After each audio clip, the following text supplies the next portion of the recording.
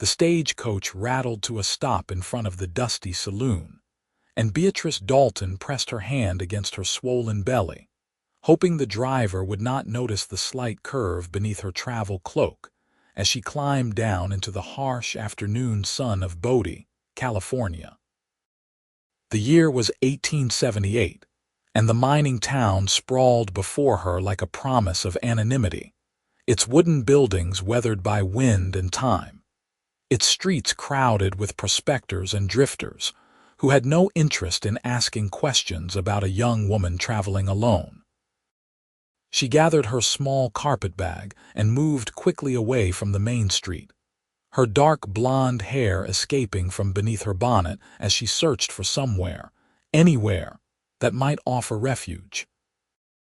Her heart hammered against her ribs with every step, the memory of Marcus Whitfield's cold eyes and cruel hands making her glance over her shoulder, even though she knew he could not have followed her this far.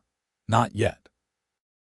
She had left San Francisco 3 days ago with nothing but the clothes on her back and the small amount of money she had managed to steal from his desk drawer while he slept off another night of drinking. The baby stirred inside her, a flutter that reminded her why she had run, why she would keep running until she found a place where Marcus could never hurt either of them again. "You lost, miss." The voice came from her left, deep and steady, without the leering tone she had grown to expect from men in rough towns like this. Beatrice turned and found herself looking up at a tall cowboy leaning against the corner of a general store, his hat pulled low enough to shade his eyes from the sun. He straightened when she met his gaze, and she saw kindness in his weathered face, the lines around his eyes suggesting he smiled more often than he frowned. "I need somewhere to stay," she said, hating how her voice trembled. "Somewhere quiet."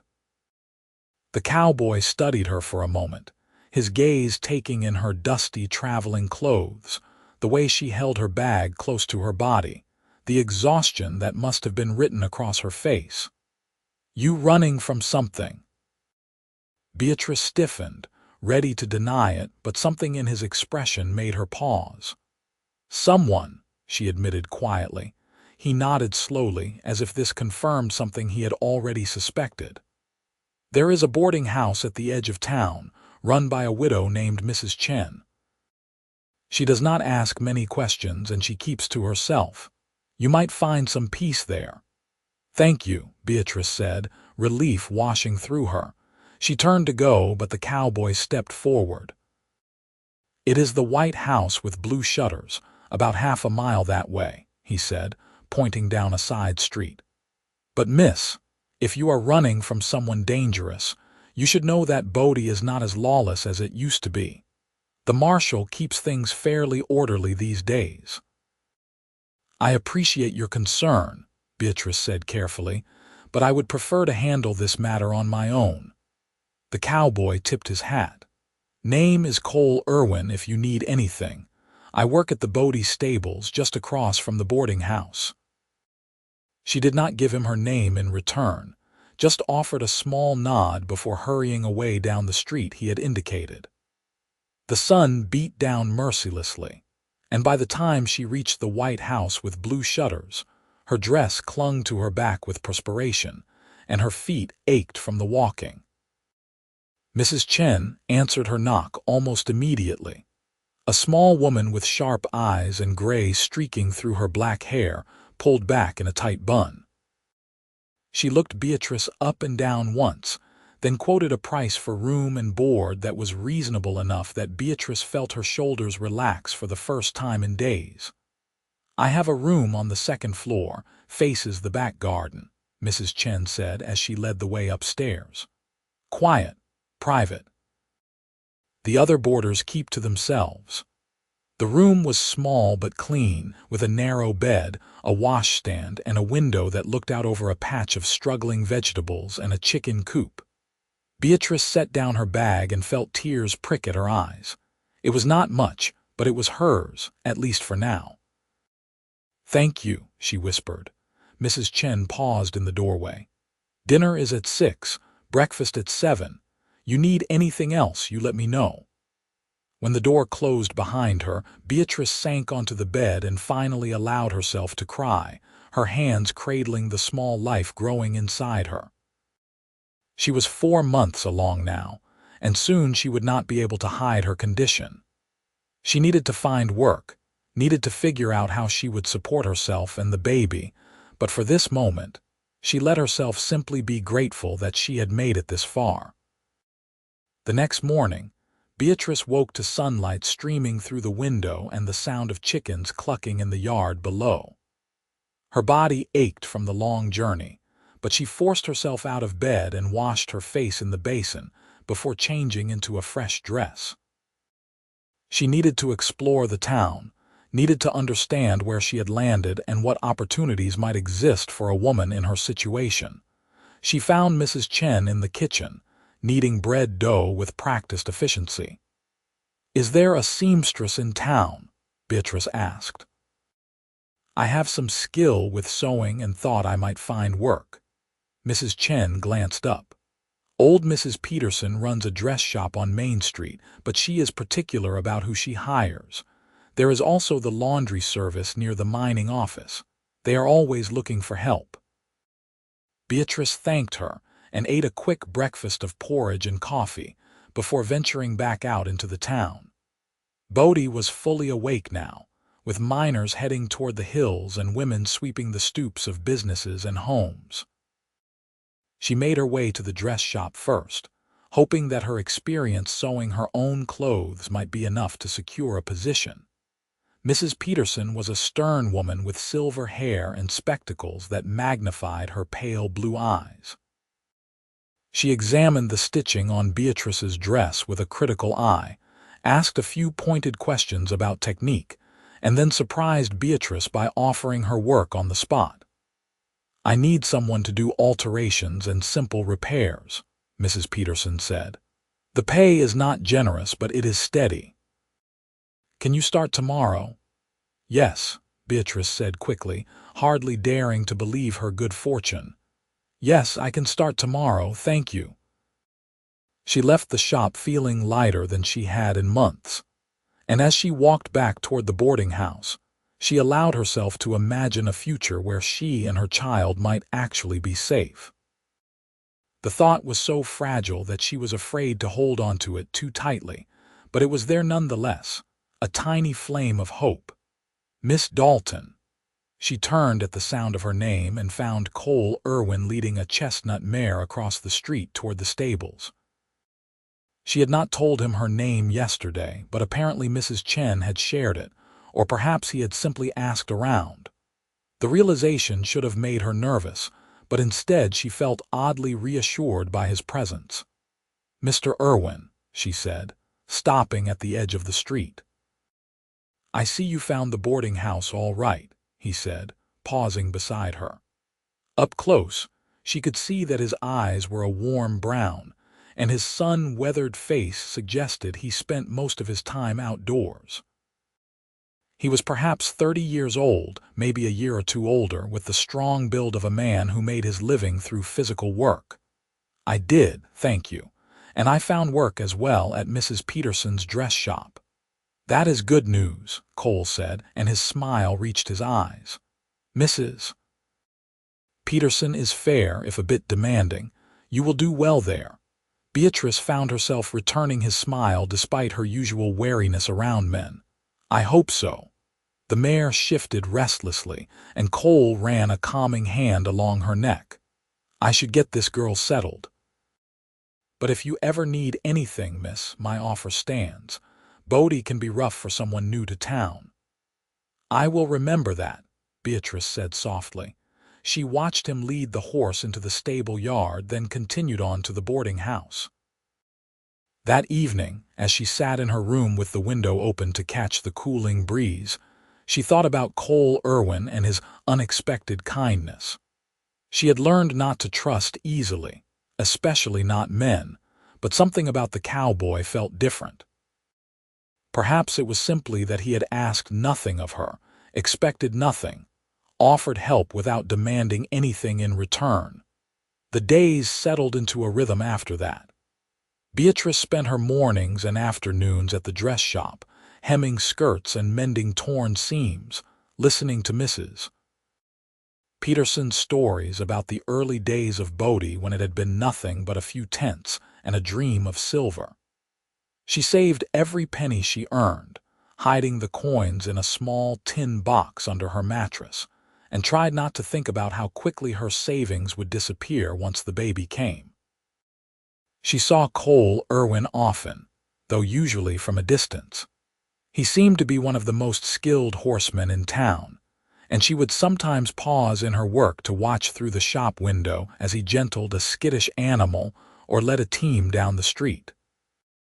Once or twice, he caught her looking and tipped his hat, and she would duck her head and return to her sewing, feeling a warmth in her cheeks that had nothing to do with the summer heat. It was nearly 2 weeks after her arrival in Bodie when Cole approached her directly again. She was walking back from the general store with a small parcel of thread and needles when she heard footsteps behind her. "Miss Dalton, do you have a moment?" She turned, clutching the parcel to her chest. Cole stood a respectful distance away, his hat in his hands, looking uncharacteristically uncertain. "Yes, of course," she said. "I wanted to invite you to dinner," he said, the words coming out in a rush. "There is a decent restaurant near the hotel, and I thought, if you were not opposed, we might have a meal together. As friends," he added quickly. "I know you are new to town, and I thought you might appreciate some company." Beatrice felt her heart skip in her chest. Part of her wanted to accept immediately, wanted to know this kind man better, but the rational part of her mind warned that getting close to anyone was dangerous. If Marcus found her, anyone she cared about would be at risk. But looking into Cole's hopeful face, she found herself unable to refuse. "I would like that," she said quietly. His smile was like sunshine breaking through clouds. "Tomorrow evening. Around 6. "Tomorrow evening," she agreed. She spent the next day in a state of nervous anticipation, her hands fumbling with her sewing more than once until Mrs. Peterson looked at her sharply and asked if she was feeling well. Beatrice assured her that she was fine, but the truth was that she could not remember the last time she had felt anything approaching excitement about spending time with a man. Marcus had courted her with expensive gifts and pretty words, but there had always been an undercurrent of control in his attentions, a sense that she was something he had decided to possess rather than someone he wanted to know. Cole felt different. Cole felt safe. That evening she changed into her best dress, a simple green cotton that brought out the color of her eyes, and met Cole outside the boarding house. He had cleaned up as well, his hair still damp from washing, his shirt pressed and clean. He offered her his arm, and after a moment's hesitation, she took it. The restaurant was small but comfortable, with checkered tablecloths and the smell of roasting meat filling the air. Cole ordered steak for both of them, along with potatoes and vegetables, and as they waited for their food, he asked her about her work at the dress shop. Beatrice found herself talking more than she had in months, describing Mrs. Peterson's exacting standards and the satisfaction she felt in transforming a worn garment into something serviceable again. Cole listened attentively, asking questions that showed genuine interest, and when the food arrived, he encouraged her to eat her fill. "You are too thin," he said gently. "You need to keep your strength up." She wanted to tell him that she was eating for two now, that her body was working constantly to nourish the life inside her, but the words stuck in her throat. Instead, she simply nodded and ate, savoring the tender meat and the simple pleasure of a hot meal shared with good company. "What about you?" she asked when her plate was half empty. "How did you come to Bodie?" Cole leaned back in his chair, his expression thoughtful. "I grew up in Nevada, on a ranch outside of Carson City. My father raised cattle, and I learned to ride before I could properly walk. But when I was 20, A drought hit hard and we lost most of the herd. My father sold what was left and moved back east to live with his brother. I decided to try my luck in California instead. Do you miss it? The ranch? Sometimes, Cole admitted, but I like the work I do here. There is satisfaction in working with horses and teaching them to trust, and Bodie is a good town for all its rough edges. People here tend to give each other space, which I appreciate. Beatrice heard the unspoken message in his words.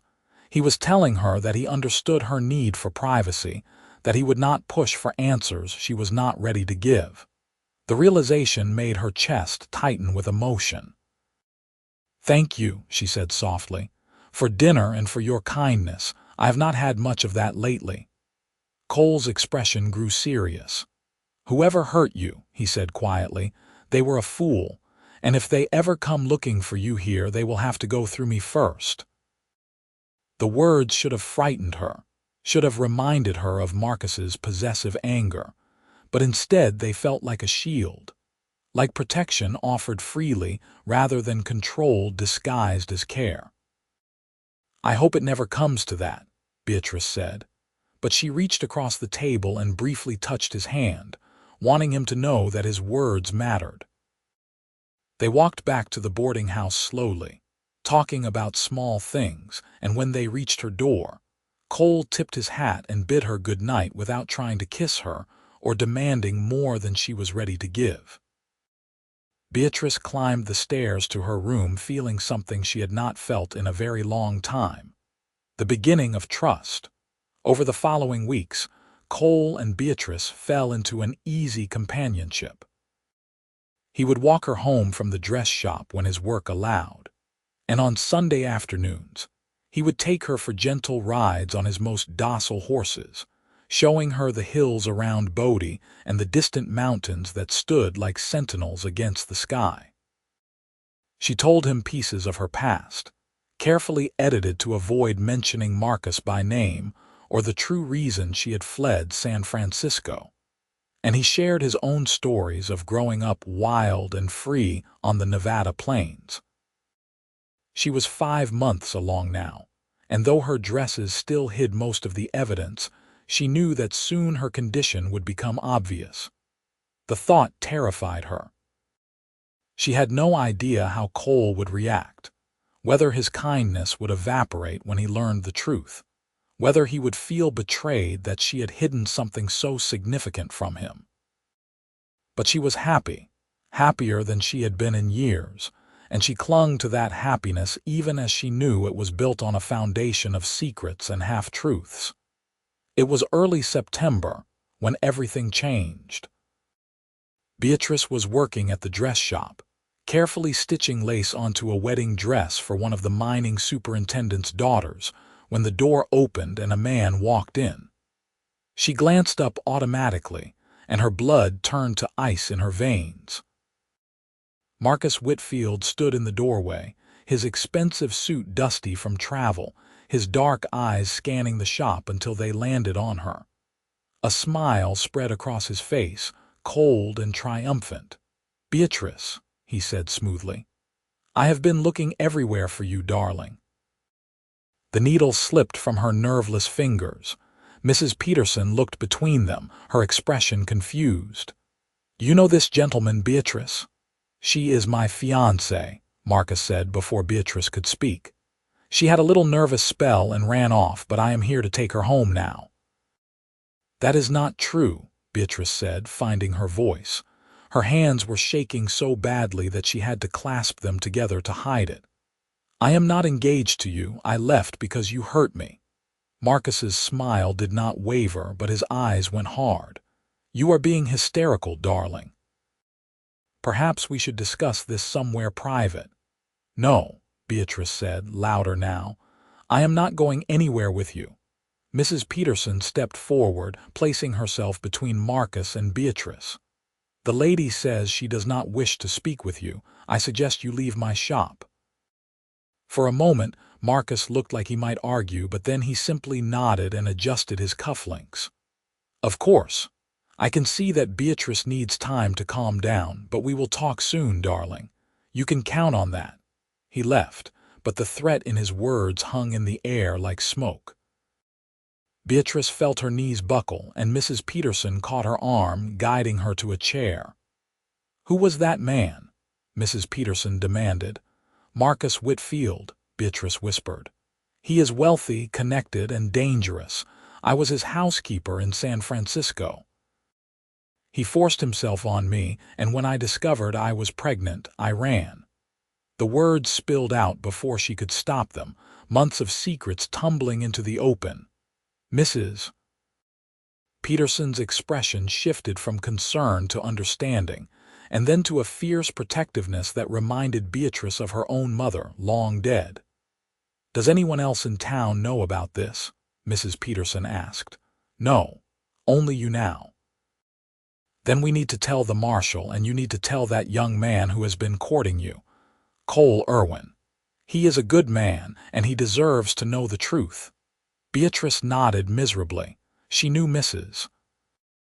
Peterson was right, but the thought of seeing disappointment or disgust in Cole's eyes made her want to disappear. Still, Marcus was here now, and she could not face him alone. Mrs. Peterson closed the shop early and walked Beatrice to the marshal's office.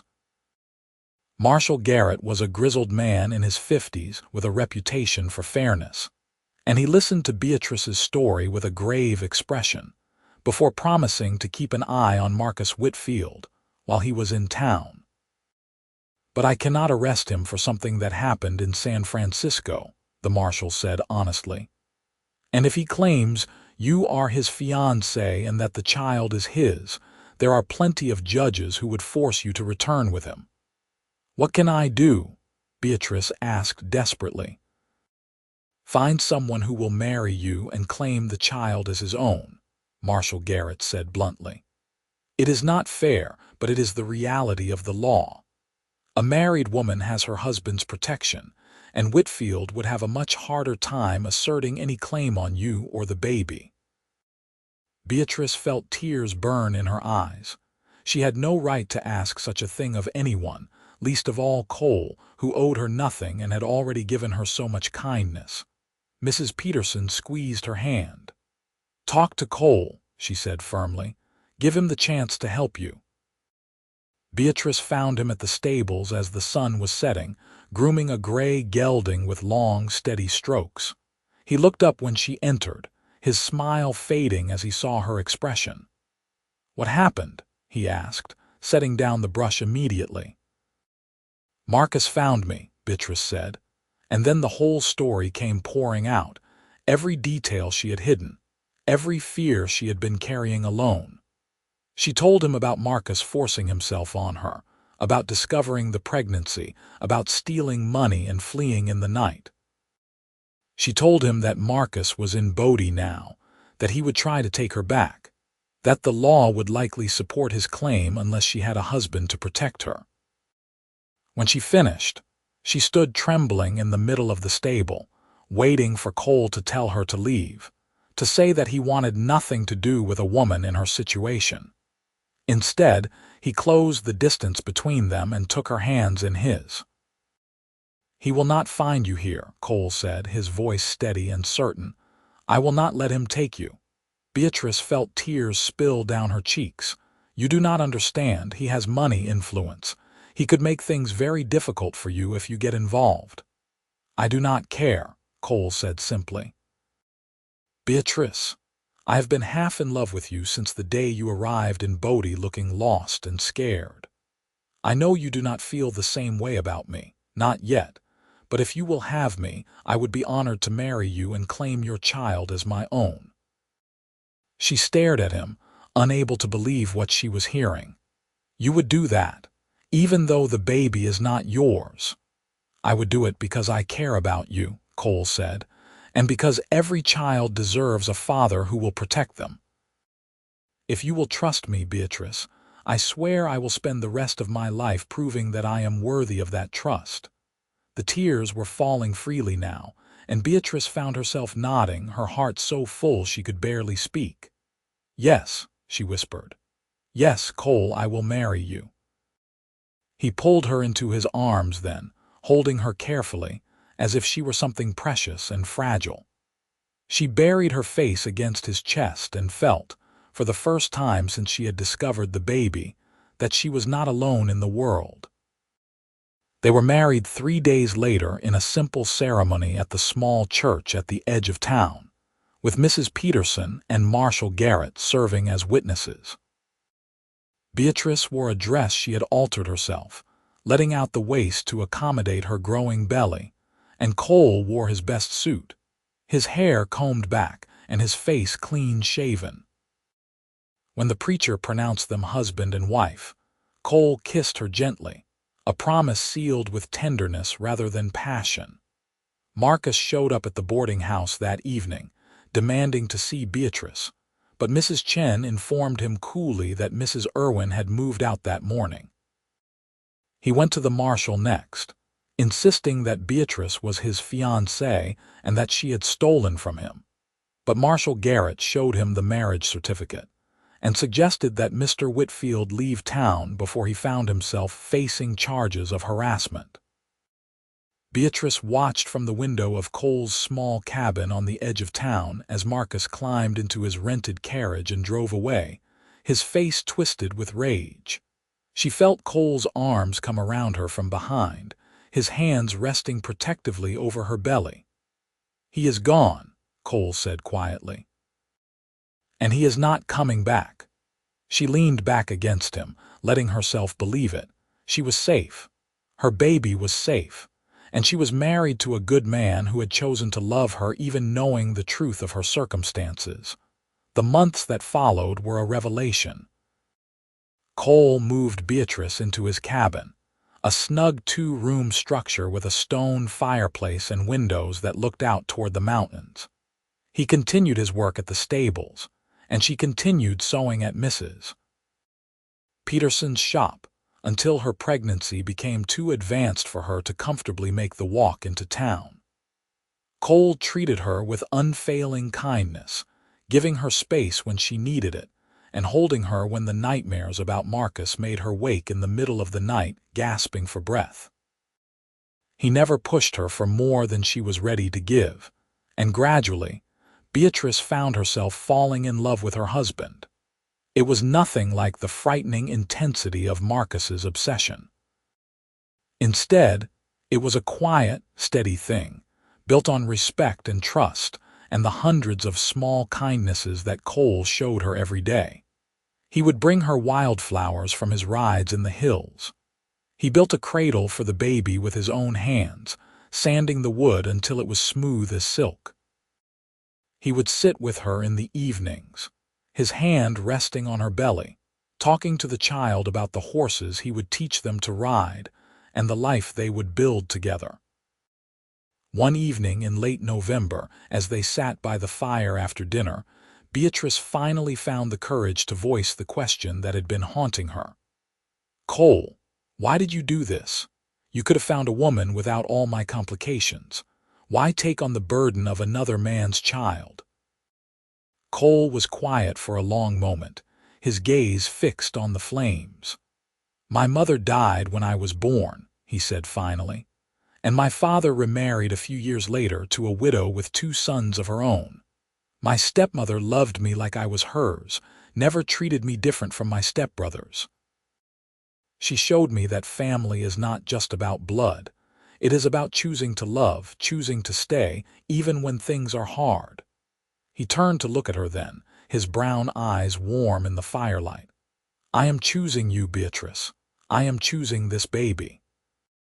And I hope that someday you might choose me too, not because you need protection, but because you want to." Beatrice felt her heart swell with emotion. She reached for his hand, lacing her fingers through his. "I already have," she said softly. "I think I started falling in love with you that first day, when you showed me kindness without expecting anything in return. I just was not ready to admit it, even to myself." Cole's smile was radiant. He cupped her face in his hands and kissed her, slowly and sweetly, and Beatrice kissed him back, pouring all her gratitude and affection and growing love into the connection between them. When they finally pulled apart, both of them were breathing hard, and Cole rested his forehead against hers. "I love you," he said. "I love you so much, Beatrice." "I love you too," she whispered back, and meant it with every fiber of her being. The baby came in January of 1879, during a cold snap that left frost on the windows and ice in the water bucket. Mrs. Chen came to help with the birth, along with the town's midwife, and after hours of labor that left Beatrice exhausted and shaking, she delivered a healthy baby boy with a shock of dark hair and lungs that announced his displeasure at being thrust into the cold world.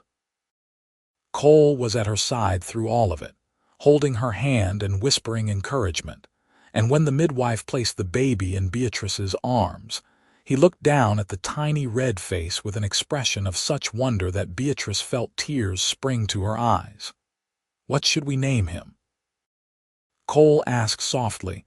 Beatrice looked at her son, this child born from violence but welcomed into love, and felt a fierce surge of protectiveness. "Daniel," she said. "Daniel Irwin. It means God is my judge." "Daniel," Cole repeated, reaching out to touch the baby's tiny hand. Daniel's fingers curled around Cole's thumb, and Cole's face split into a grin. "Hello, son. Welcome to the family." Watching her husband hold her child, Beatrice felt something shift and settle inside her. This was her family now, forged not from blood or obligation but from choice and love. Marcus was nothing but a dark shadow in her past, and her future stretched out before her bright with possibility. The years that followed were the happiest of Beatrice's life. Daniel grew into a sturdy, curious boy who followed Cole around like a shadow, begging to help with the horses and climbing everything in sight. Cole was a patient, loving father, teaching Daniel to ride almost as soon as he could walk and telling him stories by the fire on cold winter nights. Beatrice returned to work at the dress shop once Daniel was old enough to spend mornings with Mrs. Chen, and she and Cole saved their money carefully, dreaming of the day when they might buy a small ranch of their own. When Daniel was 3 years old, Beatrice discovered she was pregnant again.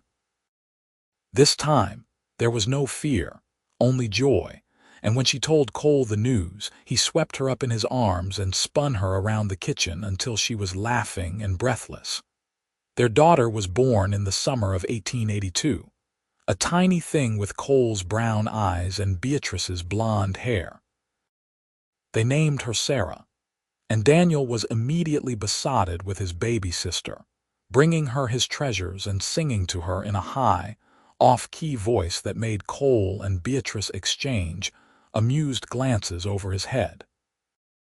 By 1884, they had saved enough to make a down payment on a small ranch about 5 miles outside of Bodie.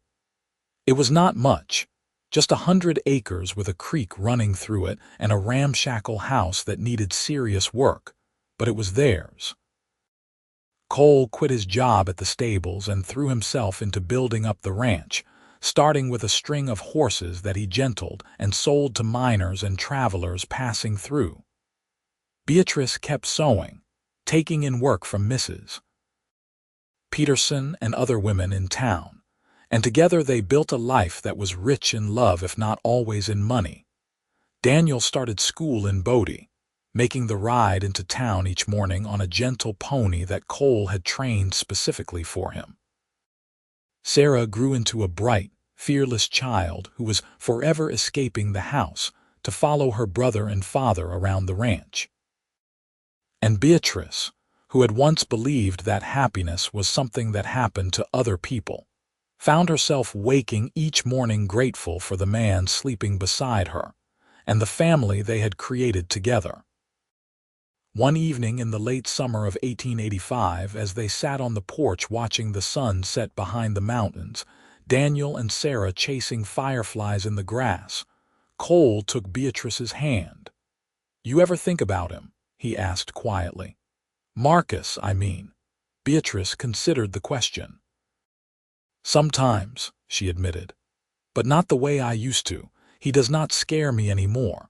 I think about what might have happened if I had not found the courage to run, if you had not been there to help me. And I am grateful for every choice that led me here, even the hard ones. Cole squeezed her hand. I am grateful too. For you, for Daniel and Sarah, for this life we have built. Sometimes I have to pinch myself to believe it is real. It is real, Beatrice said, leaning her head on his shoulder. This is our happily ever after, Cole Irwin, and I would not change a single moment of it. He turned and kissed her temple, his arm coming around her shoulders. Neither would I, Mrs. Irwin. Neither would I. As the stars began to appear in the darkening sky and their children's laughter rang out across the ranch, Beatrice felt a profound sense of peace. She had run from darkness and found light. She had been broken and had healed. And she had learned that family was not something you were born into, but something you built, day by day, with love and trust and the courage to keep choosing each other even when things were hard. The ranch continued to prosper over the years. Cole's reputation as a horseman spread throughout the region, and soon they were receiving orders from as far away as Sacramento and Virginia City. They hired a young man named Tom to help with the heavy work, and Beatrice taught Sarah to sew while Daniel learned the intricacies of horse training from his father. The children grew tall and strong, their laughter filling the house that Cole had slowly renovated until it was solid and comfortable, a true home. In 1890, when Daniel was 11 and Sarah was 8, Beatrice discovered she was pregnant once more. This pregnancy was harder than the previous two, leaving her exhausted and sick for months, and Cole hovered over her like a worried hen until she had to shoo him away to get any peace.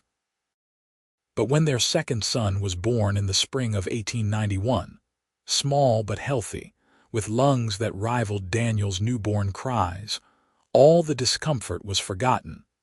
They named him Thomas, after Cole's father, and he completed their family in a way that felt perfect and right. Daniel and Sarah doted on their baby brother, fighting over who got to hold him, and Cole was more tender than ever, often falling asleep in the rocking chair with Thomas cradled against his chest. 3 children, Beatrice said one night, watching her husband with their youngest. Can you believe we have 3 children? Best decision I ever made marrying you, Cole said, looking up with a tired but happy smile. Even if you do keep giving me more mouths to feed. She threw a pillow at him and he laughed, careful not to wake the baby. Life settled into a new rhythm with 3 children. The ranch expanded as Daniel grew old enough to take on real responsibilities, and by the time he was 15, he was as skilled with horses as his father. Sarah developed a talent for business, helping Beatrice keep the books and negotiate prices with buyers. Thomas was still small, but he showed signs of inheriting both his father's way with animals and his mother's stubborn determination. In 1895, when Beatrice was 36 years old and Cole was 39, they finally paid off the mortgage on the ranch. Cole framed the deed and hung it over the fireplace, and that night they celebrated with a special dinner and dancing in the kitchen while the children clapped and cheered. As Cole spun Beatrice around the room, she looked into his eyes and saw the same love and devotion that had been there from the beginning, deepened and strengthened by years of partnership and shared joy. I love you, she said, loud enough for the children to hear. I love you more than I ever thought possible.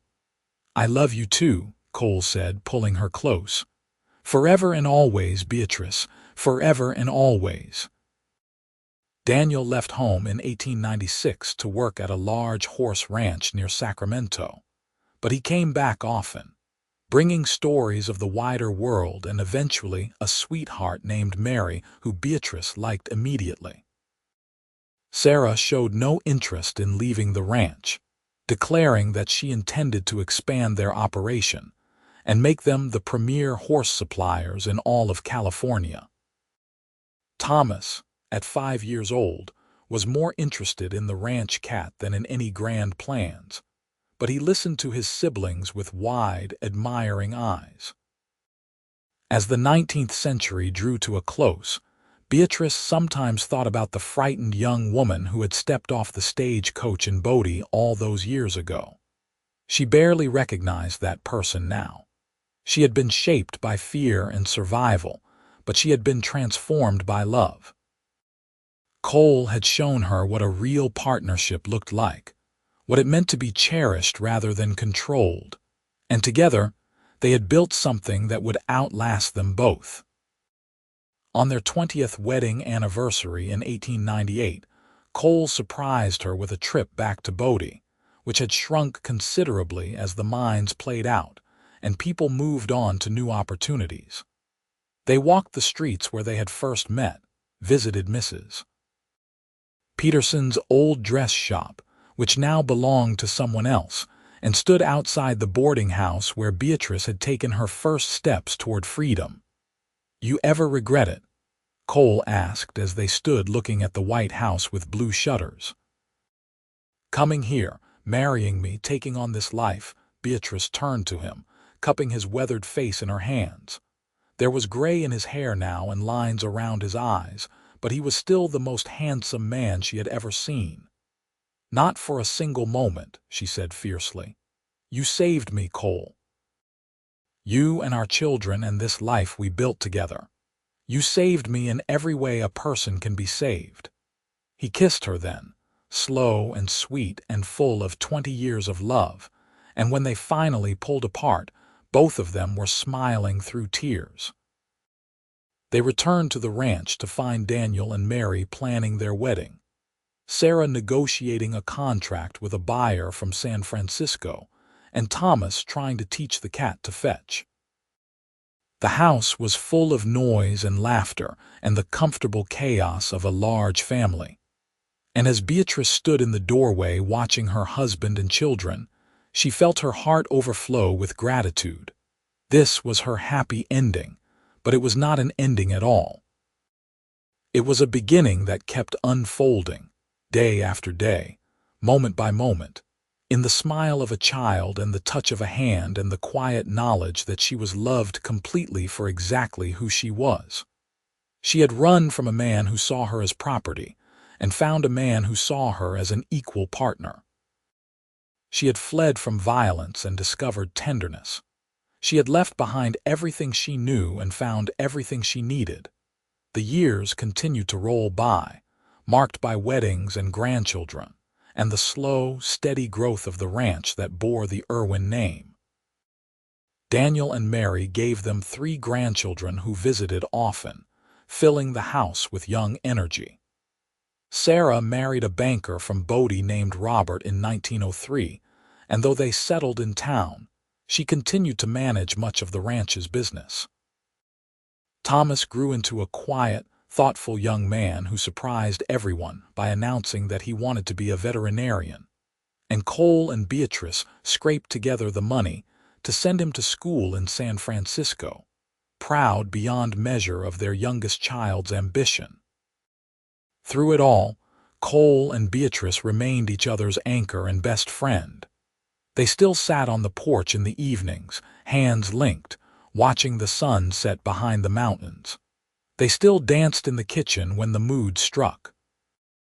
They still reached for each other in the night, grateful for the warmth and comfort of a shared bed and a shared life. In 1910, as they celebrated their 32nd anniversary, Cole presented Beatrice with a leather-bound journal. "I thought you might want to write down your story," he said. "For the grandchildren, so they know where they came from." Beatrice opened the journal, running her fingers over the blank pages. "Our story," she corrected. "It is not just mine anymore, Cole. It belongs to both of us." She spent that winter writing, filling the pages with memories of fear and hope, of running and finding safety, of learning to trust and to love. She wrote about Marcus, because that darkness was part of her story, But she wrote more about Cole, about his kindness and patience, and the way he had chosen her every single day. She wrote about their children and grandchildren, about the ranch they had built from nothing, about the life they had created together against all odds. When she finished, she read it aloud to Cole one evening by the fire. He listened with tears streaming down his face, and when she reached the end, he pulled her into his arms and held her close. "You are the bravest person I have ever known," he said hoarsely, "and I am so damn proud to be your husband." "And you are the best man I have ever known," Beatrice replied, her own tears falling. "Thank you for seeing me, Cole. Thank you for loving me." They sat there for a long time, wrapped in each other's arms, the journal resting between them like a testament to everything they had overcome and everything they had built. Outside, the winter wind howled across the ranch, but inside there was only warmth and love and the unshakable certainty that they had found exactly what they were meant to find in each other. As the years moved into the second decade of the 20th century, Cole and Beatrice began to slow down, handing more and more of the ranch operations to their children and grandchildren. Daniel had moved back to the area with his family and took over most of the day-to-day horse training. Sarah's business acumen ensured that they remained profitable even as the market changed. Thomas, now a qualified veterinarian, split his time between a practice in Bodie and helping with the ranch animals. Cole's hair had gone completely white, and his joints ached on cold mornings, but his eyes still lit up when Beatrice entered a room. She had put on weight over the years, and her blonde hair was threaded with silver, but Cole still called her beautiful and meant it. They had grown old together, their lives so entwined that neither could imagine existing without the other. On a warm evening in June of 1916, as they sat on the porch watching their great-grandchildren play in the yard, Cole took Beatrice's hand. "Do you remember what I told you that first day?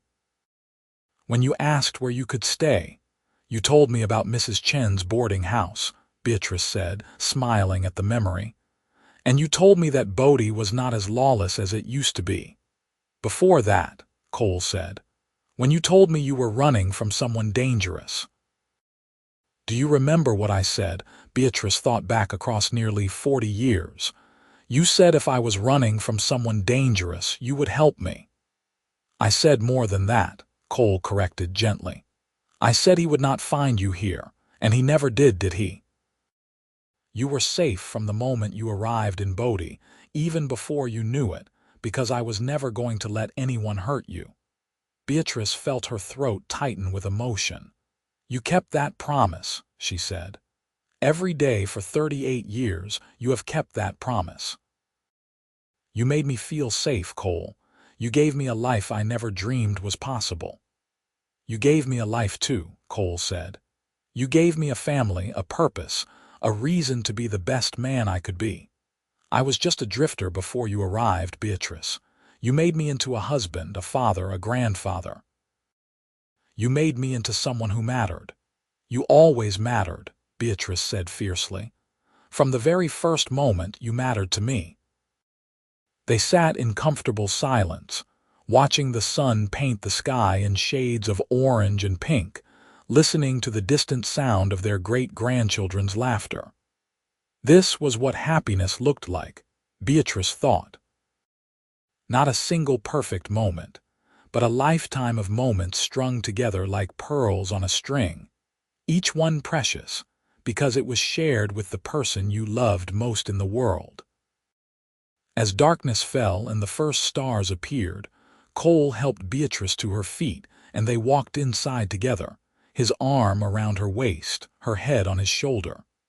They had walked this path thousands of times over the decades, but it never got old. Every step was a choice to keep going, to keep loving, to keep building the life they had started that day when a frightened pregnant woman stepped off a stagecoach and a kind cowboy offered her hope. In the years that followed, Cole and Beatrice remained fixtures on the ranch, their presence a constant reminder of where the family had come from and what they had overcome. They told stories to the great-grandchildren, passed on wisdom to the grandchildren, and supported their children as they took the ranch into the modern era. They celebrated birthdays and anniversaries, mourned losses, and rejoiced in new beginnings. And through it all, their love remained the foundation on which everything else was built, steady and strong and true. When Beatrice passed away peacefully in her sleep in 1923 at the age of 64, Cole was beside her, holding her hand as he had held it for 45 years of marriage. The entire family gathered for her funeral, 3 generations of Irwins who existed because a cowboy had chosen love over convenience, and a woman had chosen to trust again after having every reason not to. Cole stood at her graveside with tears streaming down his face, surrounded by children and grandchildren and great-grandchildren who all bore witness to the legacy of love that he and Beatrice had created together.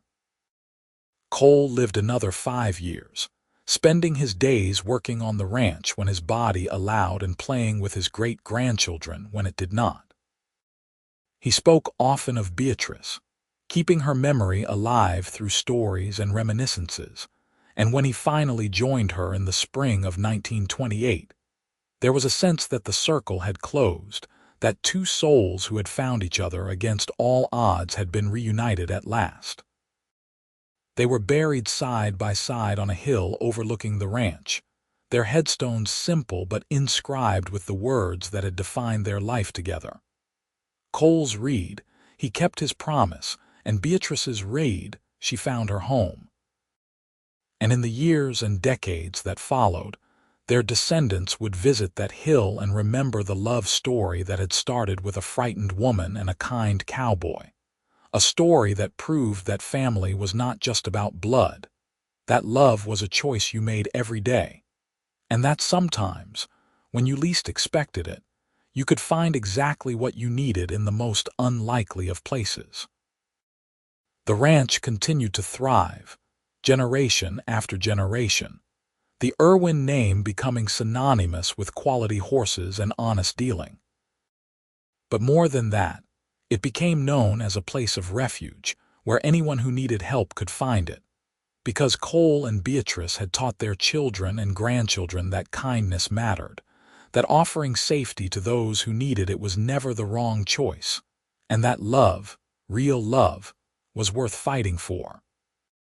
And so their legacy lived on, not just in the land they had worked or the business they had built, but in the values they had instilled and the example they had set. 2 people who had come together in desperation and built something beautiful in its place, proving that even the darkest beginning could lead to the happiest ending, as long as you had the courage to trust, to hope, and to love.